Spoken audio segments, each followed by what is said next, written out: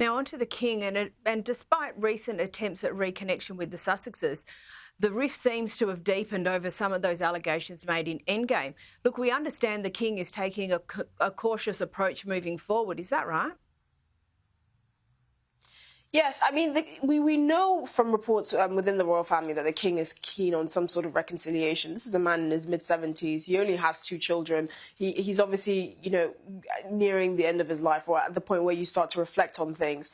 He's not happy about the situation between the Sussexes and the royal family, or the fact that this rift really risks calcifying in this way. But, it's very hard for him to justify trying to bring the Sussexes back into the fold, especially given the latest allegations made in Omid Scobie's book Endgame, where you have the likes of the king and Princess Catherine effectively being humiliated by being called racist without having the right to reply. And I can imagine just getting on with it is very difficult when you have someone assassinating your character in this way. So it will be it will be such a tightrope it is such a tightrope for the king to walk, to try and have some sort of relationship with his son Harry and his family, but also try and maintain the peace within his family. I mean, we heard reports that the Sussexes hinted that they would be open to receiving an invitation to Sandringham this year, and even wanting to attend. But actually, it's not been clear that any invitation has been extended to them, which I guess is another reality that's going to hit home. I'm personally very skeptical of whether there's any going back from this. I don't think Prince William wants to have very much to do with the Sussexes. I think there's also the very real threat of the lack of privacy.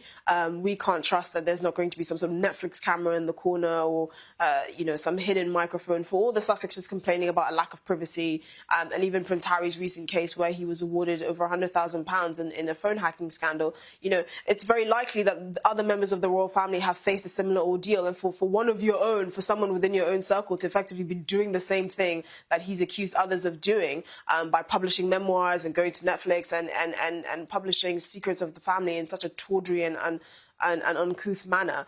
How can King Charles bring them back in the fold? There would be no peace for anyone. It'd be like bringing the enemy within, and it would be a deeply uncomfortable experience. So I know King Charles is very cognizant of that, and unfortunately, this is what he's going to have to face for, I suspect, many more years.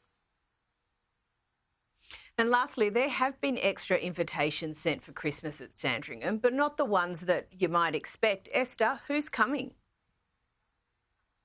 So we know that Queen Camilla's children and her grandchildren are coming to Sandringham, and the king has been very deliberate in actually integrating Queen Camilla's family into the fold.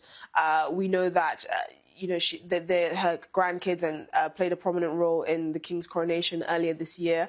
And again, the juxtaposition is quite an incredible thing to see. You have the king's own son, Prince Harry, and his wife and children that really have nothing to do with the royal family in any significant way. But you have the queen consort's children and grandchildren really being integrated into the fold. And it's quite an interesting thing to see, because I can't see this now status quo changing at any point. Unfortunately, this is how things are going to be for the foreseeable future. And it's really, I suspect it's something that's causing the king much distress, because it doesn't make sense for him to not have his own son and his own grandchildren there, but to continue to bring his wife's kids and grandkids into the fold. It's just quite an interesting dynamic going on there. Esther Krakue, as always, thank you so much for joining the show and for your observations. No doubt we'll catch up shortly.